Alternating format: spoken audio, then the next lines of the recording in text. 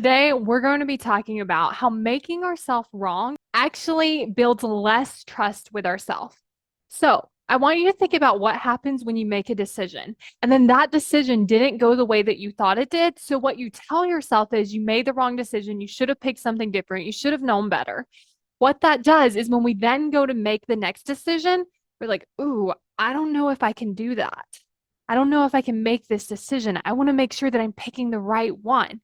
And it's because what we've done is we haven't created this like safe landing place where it's like you're going to make a decision.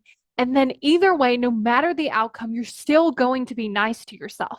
But when you've created this outcome where if you get it right and everything goes well, I'm going to be really nice to you. But if you make a decision and it doesn't go well, then I'm going to be really mean to you. What ends up happening is our brain gets scared. It's like, I don't want to make that decision because if I make the decision, then I could get it wrong and then I could be really mean to myself. And that's really not going to feel good. And so, what I want you to think about is how can you not make yourself wrong, even if the decision doesn't go exactly how you wanted it to go? One of the things that I like to do is tell myself, like, I did the best I could with the information that I had at the time.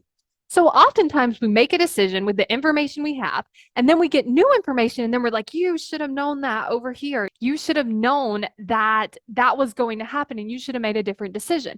What we do is that's really unfair to ourselves because at the time we didn't know this information. So we weren't going to be able to make that decision. Another thing is sometimes we do just have to pick one. Maybe we have limited information. Maybe we really have no idea what's going to happen. We can't even like predict a little bit. And then we get mad at ourselves for the outcome not being what we thought it was, like we somehow could have controlled it.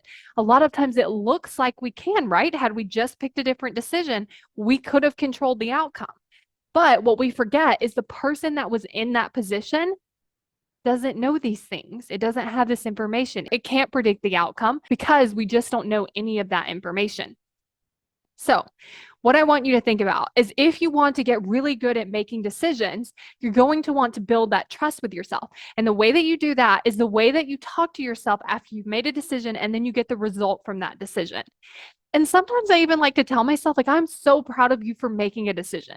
Yeah, this one didn't turn out the way that we wanted it to, but you made a decision and you moved yourself forward. Now we have more information. So now let's make a different decision. Because when you do that, you build that trust and then you build up this confidence in your decision making ability. When you don't do that, you feel like you can't make a decision at all. Because when you make a decision, it could go wrong and then you could be mean to yourself and then it could feel bad. And then you kind of like feel like stuck, like you can't make those decisions. So it really comes with building that trust with yourself and how you talk to yourself after you get the result of a decision. Do you want to spend less time and energy going after your goals? Then you're going to want to take the right actions. And the way that you take the right actions is by not letting your brain pull you around to all these other things just so it can avoid doing the thing that needs to be done. So if you want to understand how to work with your brain so that you can take action so much easier, then go to successbykayla.com to get instant access to the free video, Why You Aren't Taking Action.